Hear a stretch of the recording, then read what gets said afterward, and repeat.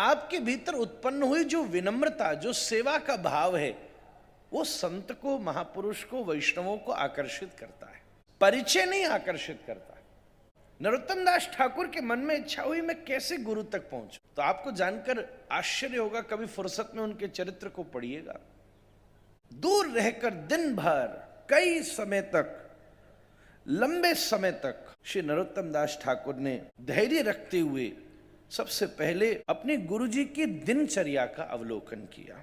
किसी की भी दिनचर्या को भी समझना बड़ा कठिन है, बड़ा कठिन है। किसी के निजी जीवन की व्यस्तता हम कभी नहीं समझ सकते, फिर भी दिनचर्या का परिचय किया और देखा कि गुरुजी श्री लोकनाथ गोस्वामी, गुरुजी अत्यंत एकांत में बैठे भजन करते, व्यस्त रहते। मैं करूं भी तो करूं कैसे, सेवा भी क्या चीज की करूं, समझ नहीं आया।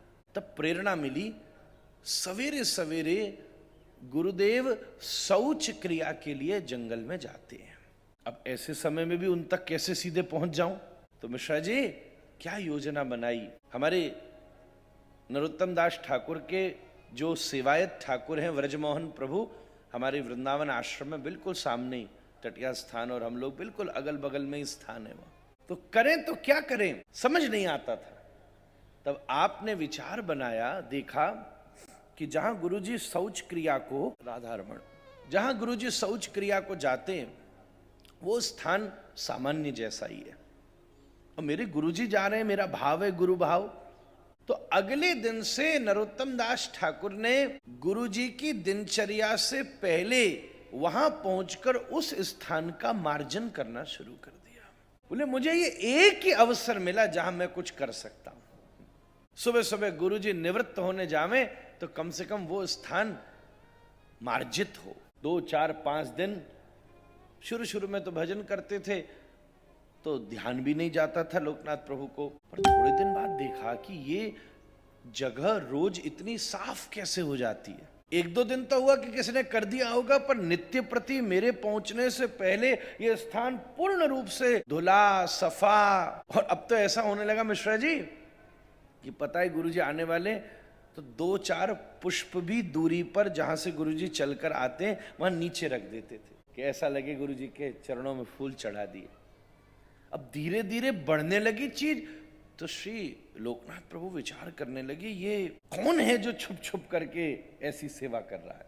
तो आज अपनी दिनचर्या को तोड़कर जो सुबह सुबह रोज शौच क्रिया को जाते, उस समय से थोड़ी देर पहले चुपचाप जाकर वहां छुप गए। महाराज मैं देखूं कौन है। तभी उस समय दृष्टि पड़ी कि श्री नरोत्तम दास ठाकुर वहां आकर उस पूरे स्थान को अत्यंत भाव से मार्जित कर रहे हैं।